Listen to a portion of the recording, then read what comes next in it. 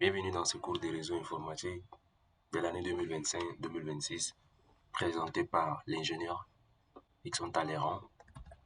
Alors, dans ce cours, nous allons aborder l'introduction au réseau informatique et l'architecture des réseaux, c'est-à-dire les 7 couches du modèle OSI, aussi le modèle TCP/IP.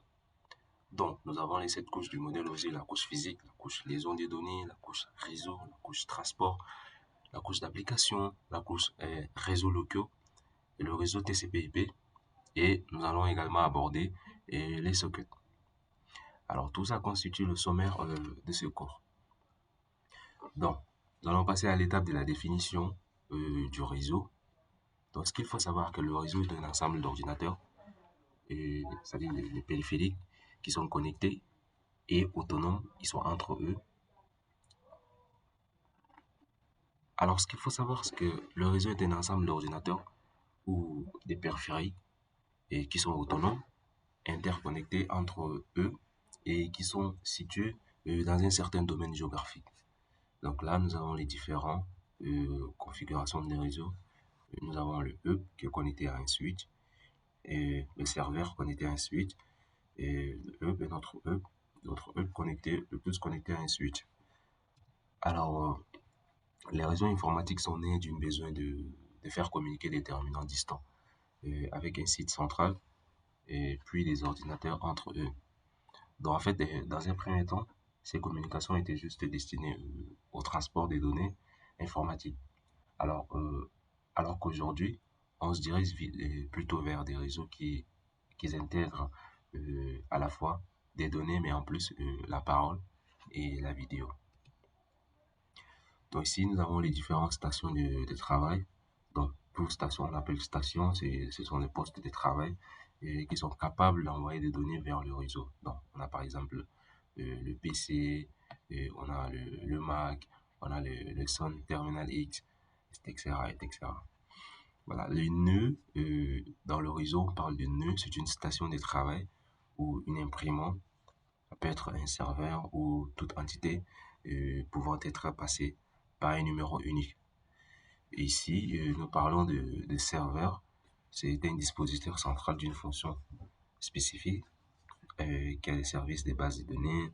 Il fait des calculs et il stocke des fichiers, les mails, et ainsi de suite. Alors, un paquet, quand on parle d'un paquet dans un réseau informatique, c'est la plus petite entité d'information pouvant être envoyée sur le réseau. Donc, il contient en général l'adresse de l'émetteur et aussi l'adresse du récepteur et aussi les données à transmettre.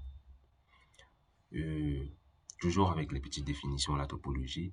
Dans la topologie, quand on parle de la topologie réseau, c'est l'organisation physique et logique des réseaux.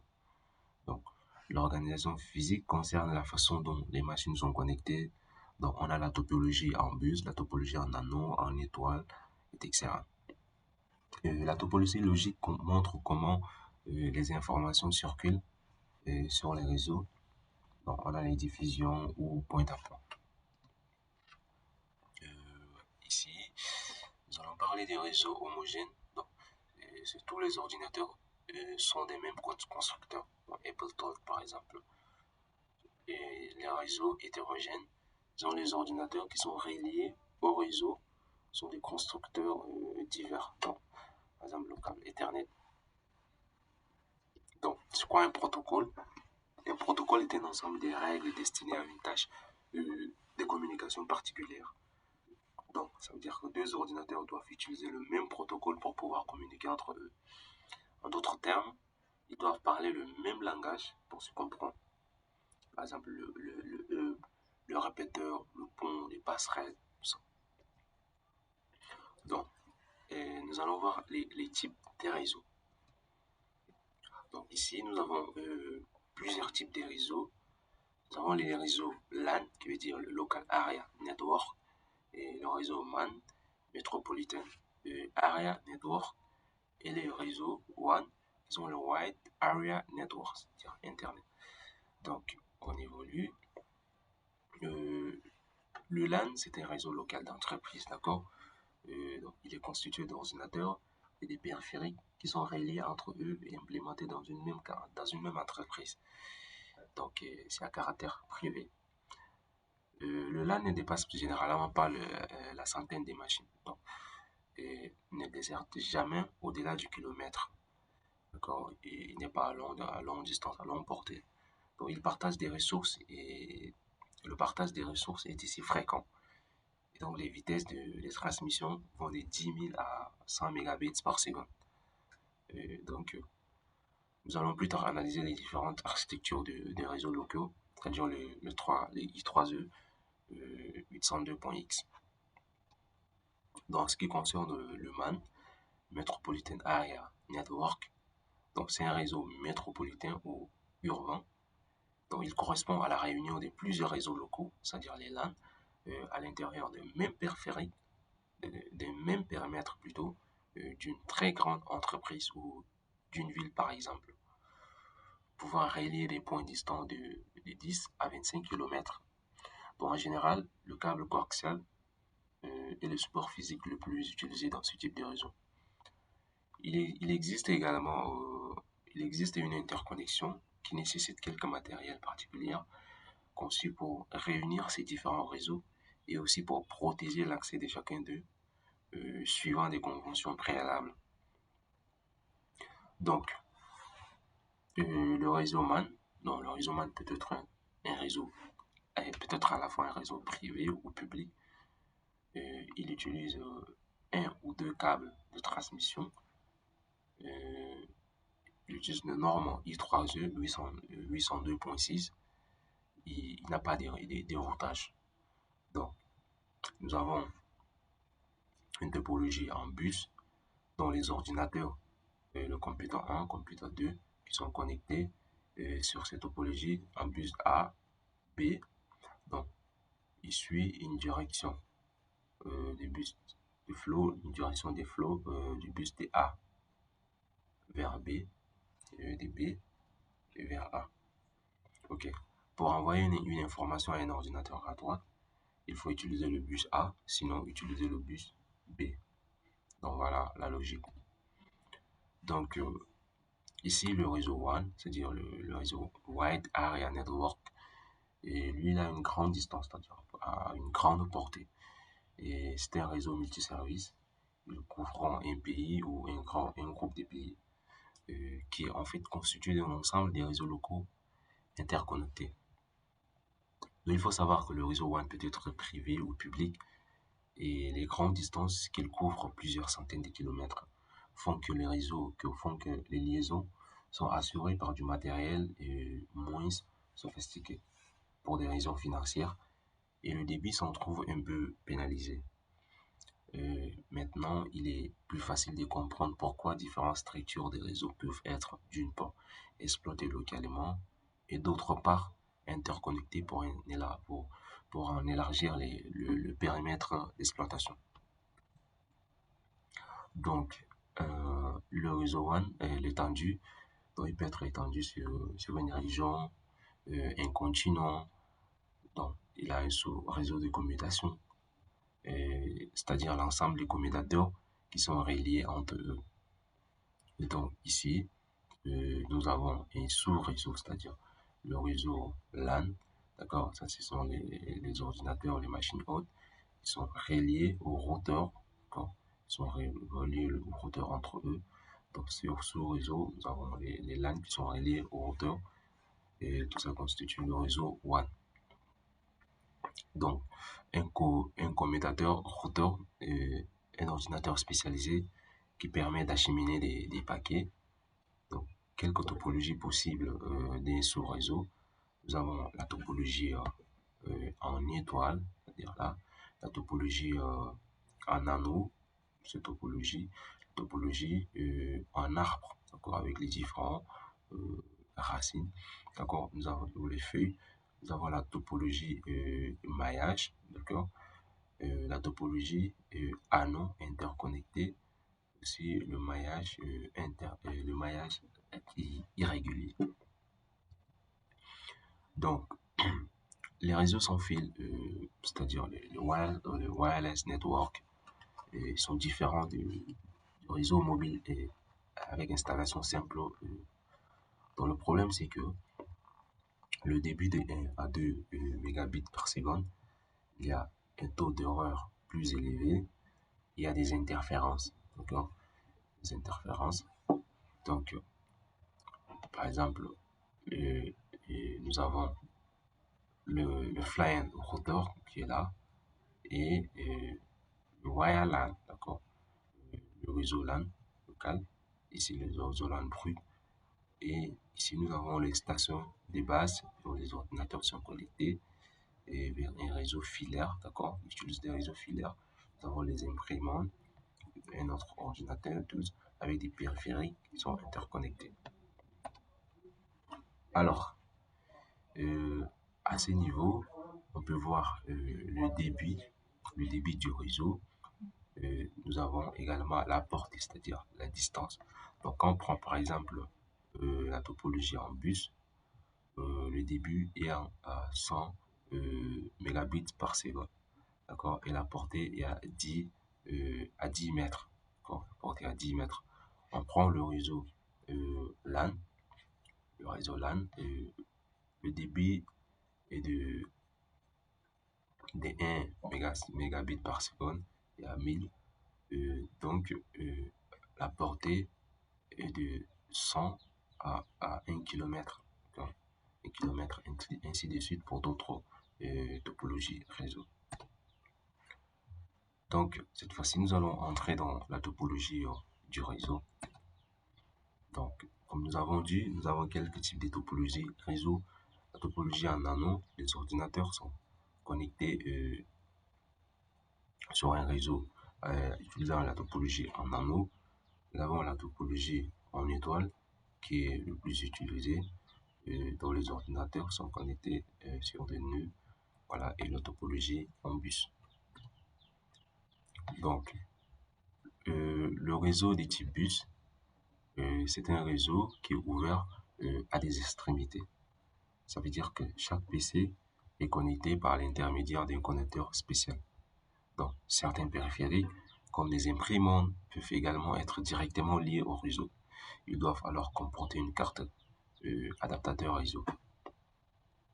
C'est le type de réseau en bus. Ça veut dire que à chaque extrémité,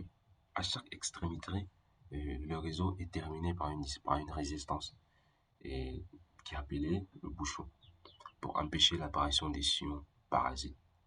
L'exemple le plus courant de ce type de réseau est le réseau Ethernet. Donc, l'avantage de ce réseau est que c'est facile à monter, à mettre en œuvre et il ne coûte pas vraiment, c'est moins cher. L'inconvénient, c'est que s'il y a rupture du câble, tout le réseau tombe en panne. Donc, on voit un peu l'inconvénient. La topologie du réseau en étoile. Donc, dans un réseau en étoile, chaque nœud du réseau est relié à un contrôleur, c'est-à-dire un E, par un câble différent.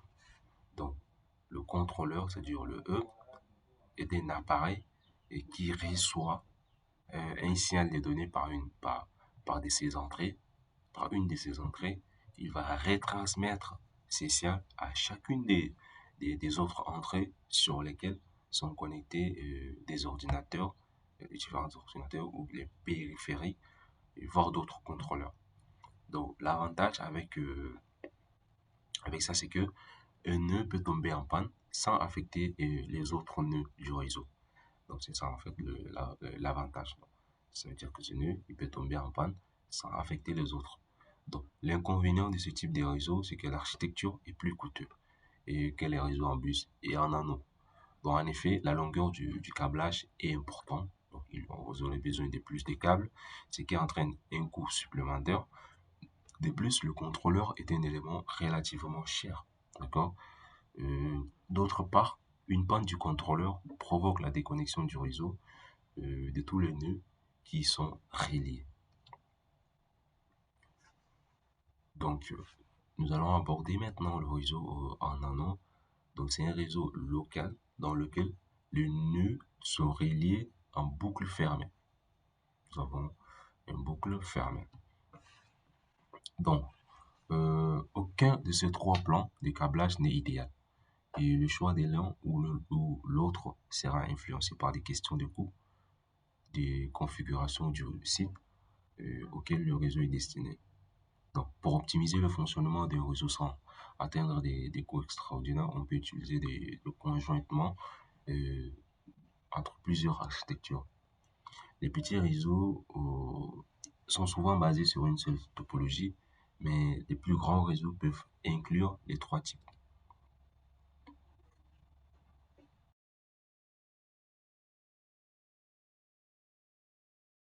Comment transmettre une information sur un réseau? Donc, c'est quoi le mode de diffusion? Le mode de diffusion consiste à partager un seul support de transmission. Ça veut dire que chaque message envoyé par un équipement sur le réseau est reçu par tous les ordinateurs.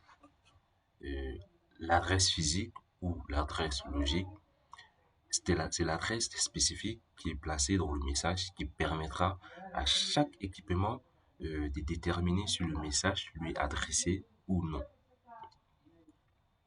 Donc, euh, le mode de division consiste à partager un seul support de transmission. D'accord? Partage un seul support de transmission. Ça veut dire chaque message envoyé par un équipement sur le réseau est reçu par tous les autres. C'est ce que je venais de dire. Donc là, nous avons une topologie en bus où A envoie un message en bleu. Voilà, il envoie un message en bleu et tous les nœuds reçoivent le message. D'accord? Donc, dès qu'il envoie, tous les nœuds peuvent recevoir le message. Et là, nous avons le bouchon absorbant qui absorbe le sien. Ok. Donc, à tout moment, chaque équipement a le droit d'envoyer un message sur le support. Donc, il faut juste écouter au préalable si la voie est libre. Sinon, il doit attendre. Donc, les réseaux locaux adoptent pour la plupart des cas le mode de diffusion sur une architecture en bus ou en anon. Donc, la rupture du support provoque l'arrêt du réseau, c'est ce qu'on avait énuméré dans les inconvénients du réseau en bus. Par contre, la panne d'un des éléments ne provoque pas la panne globale du réseau. C'est très important. Donc, le mode de diffusion de point à point. Donc, c'est-à-dire ici le support physique, c'est-à-dire le câble, relie une paire d'équipements seulement. Donc, quand deux équipements non directement connectés entre eux veulent communiquer, ils le font par l'intermédiaire des autres nœuds du réseau. Dans une boucle simple, chaque nœud reçoit un message de son voisin en amont et le réexpédie à son voisin en aval. Donc, pour que les messages ne tournent pas indéfiniment, le nœud émetteur retire le message lorsqu'il lui revient. En cas de panne d'un élément, le réseau tombe en panne. Euh, la topologie double boucle. Ici, chaque boucle fait tourner les messages dans un sens opposé. En cas de panne d'un équipement, on reconstruit une boucle simple avec les éléments actifs des deux boucles. Mais dans ce cas, tout message passera par deux fois par chaque nœud. Donc, il a résulté une gestion très complexe. Ah. Le maillage régulier. Donc, l'interconnexion est totale, ce qui assure une fiabilité optimale du réseau. Par contre, c'est une solution qui est très coûteuse en câblage. Donc, si on allège le plan des câblages, le maillage devient irrégulier et la fiabilité peut rester élevée, mais il nécessite un routage des messages selon des algorithmes très complexes. Maintenant, nous allons voir le mode de fonctionnement d'un réseau. Donc, euh, le mode de fonctionnement d'un réseau, nous avons le mode avec connexion, c'est-à-dire que toute communication entre deux équipements suit le processus suivant. Le premier point, l'émetteur demande l'établissement d'une connexion par l'envoi d'un bloc de données spécial. Donc, si le récepteur refuse cette connexion, la communication n'a pas lieu. Par contre, si la connexion est acceptée, la connexion est établie par une mise en place d'un circuit virtuel dans le réseau et qui relie l'émetteur au récepteur. C'est-à-dire, il faut savoir que les données sont ensuite transférées d'un point à l'autre et la connexion est libérée. Donc, c'est le fonctionnement bien connu du réseau téléphonique classique, le GSM. Le mode sans connexion. Ici, les blocs de données, qui sont appelés les datagrammes, ils sont émis sans vérifier à l'avance si l'équipement à atteindre ainsi que les nœuds intérimaires éventuels sont bien actifs. Donc, c'est alors aux équipements gérant le réseau d'assimiler le message étape par étape et en assurant éventuellement sa temporisation jusqu'à ce que le destinataire soit actif. Il faut savoir que ce service est celui du courrier postal classique et qui suit les principes généraux suivants. Donc, les 4 principes suivants. Donc, le client, il poste une lettre dans une boîte aux lettres. Chaque client a une adresse propre et une boîte aux lettres. Donc, le contenu de l'information reste inconnu. Les supports du transport sont inconnus de l'utilisateur du service. Qu'est-ce que le réseau apporte? Donc, les réseaux permettent le partage des fichiers, le partage d'applications, c'est-à-dire la compilation SGBD et le système de gestion des bases de données. Il permet le partage des ressources matérielles, c'est-à-dire l'imprimante, les disques, ainsi de suite. Et les réseaux permettent de télécharger des applications et des fichiers. Ils permettent l'interaction avec les utilisateurs connectés, c'est-à-dire par messagerie électronique, par conférence électronique, etc. Le réseau permet le transfert des données en général, donc le réseau informatique.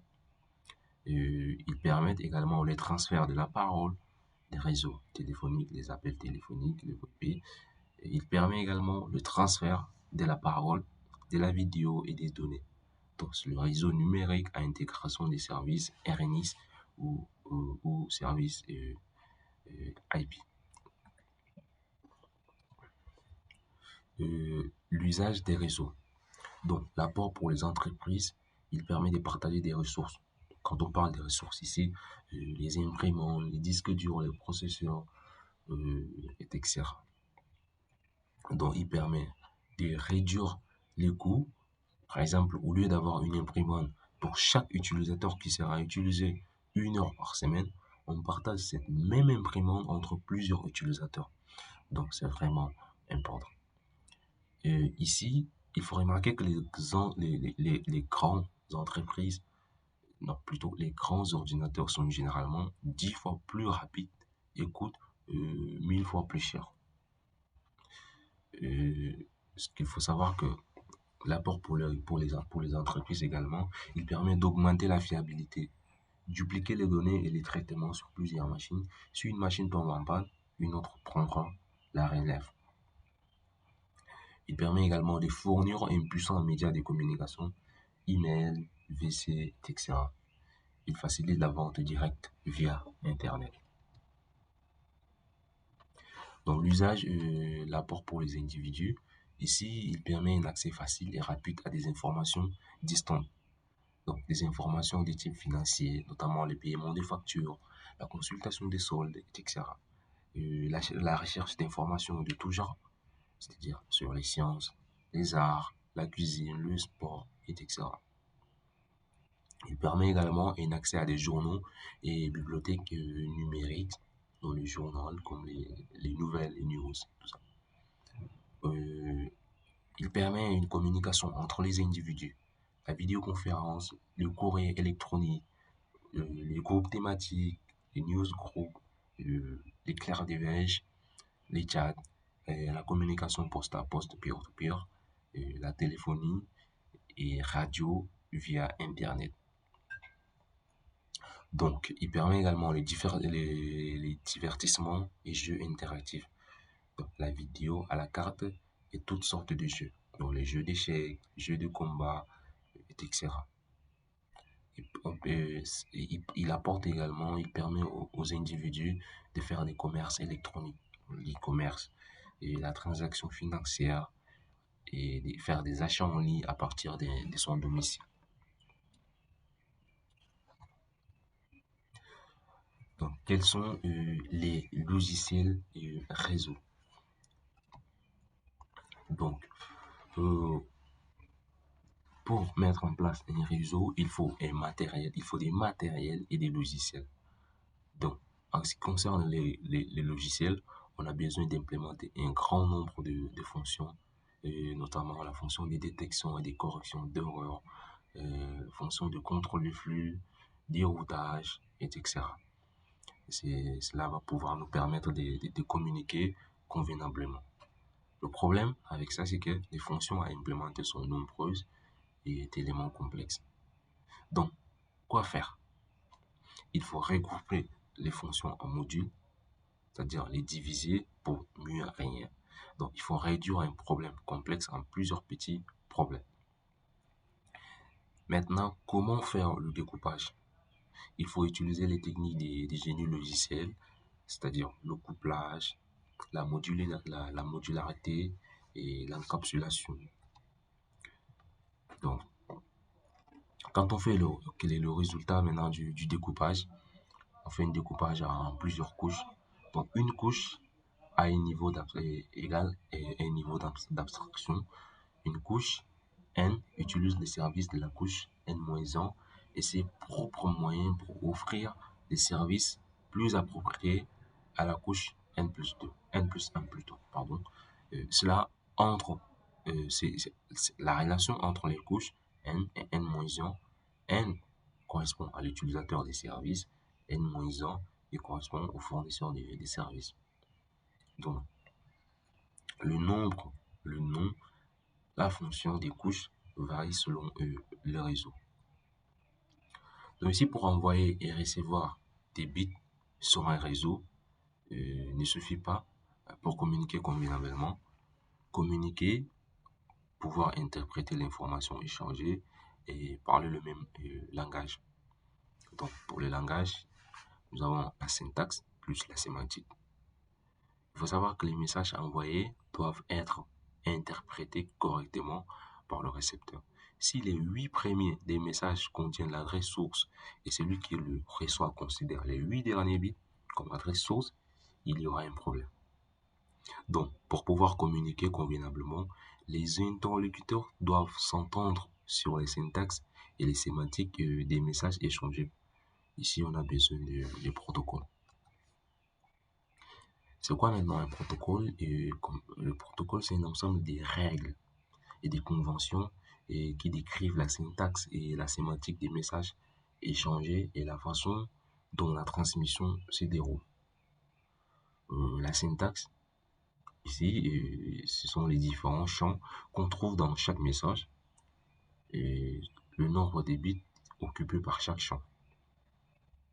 Dans la sémantique, la signification des champs, de chaque champ, ça veut dire que chaque couche utilise ses propres protocoles pour communiquer avec son homologue et une entité homologue. Donc, aucune donnée n'est transférée directement de la couche N, c'est-à-dire N qui est strictement supérieur à 1 d'une machine à la couche N d'une autre. Pour que la couche N plus 1 puisse utiliser la couche N, elle doit connaître l'interface de chaque dernière. Une interface définit les opérations élémentaires et les services qu'une couche inférieure offre à sa supérieure. L'architecture d'un réseau, ça correspond à un ensemble de couches et de protocoles. Il faut remarquer que la spécification d'une architecture doit contenir suffisamment d'informations pour permettre l'écriture des programmes et la construction du matériel de chaque couche. Maintenant, le modèle des références OSI et TCP/IP. Donc, qu'est-ce qu'une norme? Les normes, ce sont des accords qui sont documentés et qui décrivent des spécifications des produits ou des services. Donc, on peut prendre l'exemple d'une carte bancaire. qui contient la longueur, la largeur, l'épaisseur, la position de la bande magnétique, etc. Et pourquoi une norme? Une norme permet d'éliminer les incompatibilités entre les produits et les services. Si on ne parle pas le même langage, alors comment peut-on communiquer et se comprendre? Qui définit maintenant les normes? C'est important de le savoir.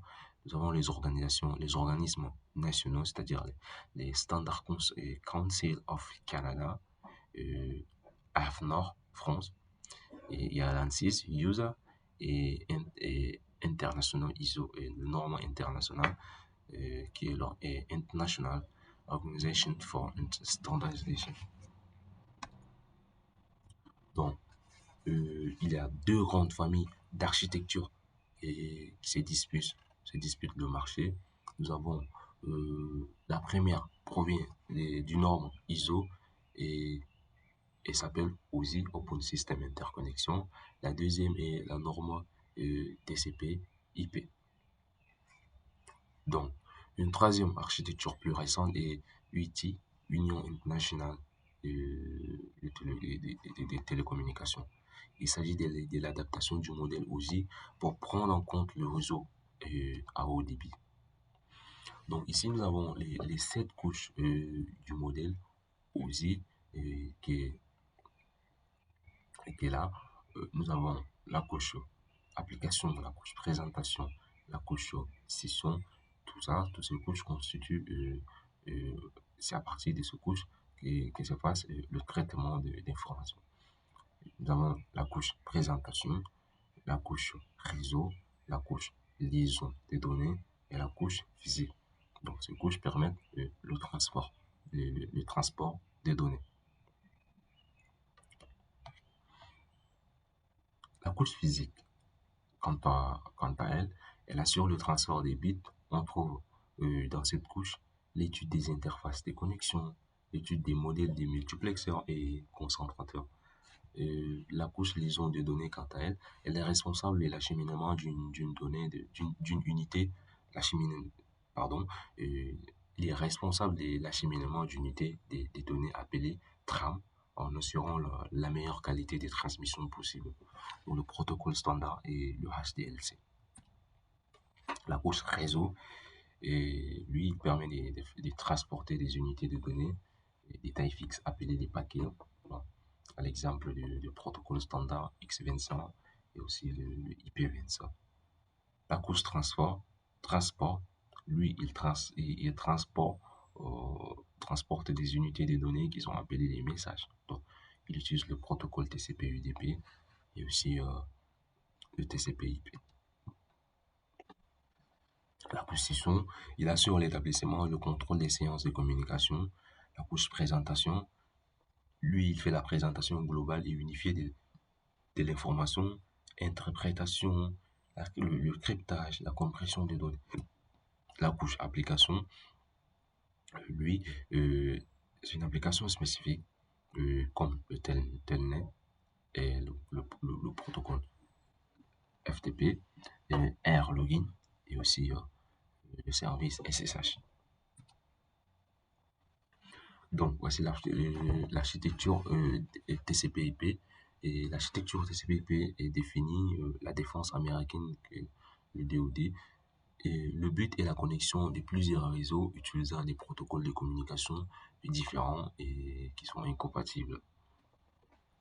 Donc ici, nous avons l'adresse IP et nous avons deux protocoles de transfert de TCP, le mode TCP et le mode UDP. Le mode TCP utilise le mode connecté, il faut la connexion pour pouvoir transmettre les données, et le mode UDP utilise le mode non connecté. Donc, et même si on n'est pas connecté, on peut envoyer, mais par contre, il peut y avoir des pertes des paquets. Donc, on n'est vraiment pas sûr. Et là, nous avons les différents services, les services Telnet, les services FTP et SMTP, c'est-à-dire la messagerie, et plus d'autres services. Ok, maintenant, l'analogie TCP/IP et le modèle ISO. Donc, voilà un peu l'analogie entre ces deux modèles. Donc, à ce niveau, on a la couche OSI est correspondante. Ici, nous avons le matériel, le support matériel, c'est-à-dire l'interface matérielle qui utilise le protocole ARP ou bien le RARP. Et à partir de ce niveau, nous avons, on utilise l'adressage physique. Ici, l'adressage IP uniquement. Donc ici, nous avons le protocole ICMP et la couche, l'autre adresse IP. Donc là, c'est sur la couche réseau. Ici, nous avons le logiciel dans le système d'exploitation. Donc, comme nous avons dit, le TCP/IP permet de transporter les données. Donc ici, ça constitue la couche transport des données. Et là, nous avons les différentes applications, c'est-à-dire les services existants. Donc, nous avons les logiciels qui sont hors du système d'exploitation. Par exemple, le processus utilisateur, par exemple, on fait un ping, et le processus utilisateur, le protocole FTP, le file transfert protocole, et le processus utilisateur, et ainsi de suite. Maintenant, voilà un exemple de communication entre machines du même réseau en utilisant la couche TCP/IP. Donc, on a un ordinateur A et un ordinateur B et qui sont connectés sur le réseau à topologie en bus via le câble Ethernet. Ils sont connectés entre eux.